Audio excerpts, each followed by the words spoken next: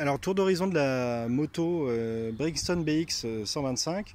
Brixton, c'est une marque qui existe depuis peu de temps, hein, depuis 3 ou 4 ans, et qui propose des modèles à l'allure assez vintage, avec une partie motorisation simple, hein, puisque ce sont des modèles avec du refroidissement par air, Euro 4 bien sûr, donc à injection, et qui procure l'agrément qu'on avait ou qu'on pense retrouver sur les modèles british des années 60-70. Donc nous on aime beaucoup son look, hein, c'est vraiment l'argument principal de la Brixton. C'est une 125 qui est complètement homogène au niveau de son design, il n'y a rien qui jure avec l'ensemble.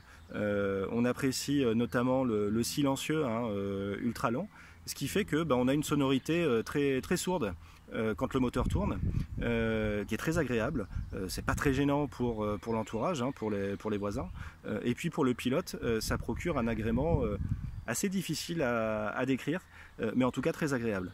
La Brixton BX, c'est certes un modèle qui se veut vintage, mais pour autant on a quelques fonctionnalités qui nous montrent qu'on est bien en 2018, avec notamment la possibilité, si on met un téléphone portable par exemple ou un GPS, de brancher au travers du port USB. Également, vous avez l'indication du rapport engagé et du poids mort, ce qui est pratique quand on reprend la 125 ou quand on n'a pas fait de moto à vitesse depuis un petit moment. Et la partie optique, donc tout ce qui est feu de position, donc vous voyez c'est un réseau de LED, et puis le feu principal, hein, l'optique principale, lui c'est une ampoule classique. Le disque il est d'une excessivement grande taille par rapport au poids de l'engin, hein, qui est somme toute assez léger. Et du coup on a vraiment un bon niveau de freinage, que ce soit à l'avant ou à l'arrière, on n'est jamais en difficulté avec la Brixton. Donc c'est une boîte 5 vitesses. Les rapports se passent simplement, hein, on accroche facilement le point mort, et puis ensuite on passe aisément d'un rapport à l'autre. Surtout ce qui est intéressant, c'est le confort en fait quand on a un modèle comme celui-ci. Et là en termes de confort on a vraiment 3 étoiles.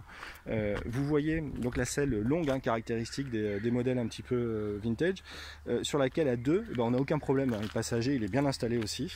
Et il a des cale-pieds à sa disposition, il faut juste faire attention à ne pas mettre les mollets sur le silencieux qui peut chauffer quand on a fait pas mal de kilomètres. Mais mis à part ça, on est quand même très bien installé. Également, et là on est assez proche de ce que proposent les scramblers, hein, la position de conduite et notamment les bras est assez large.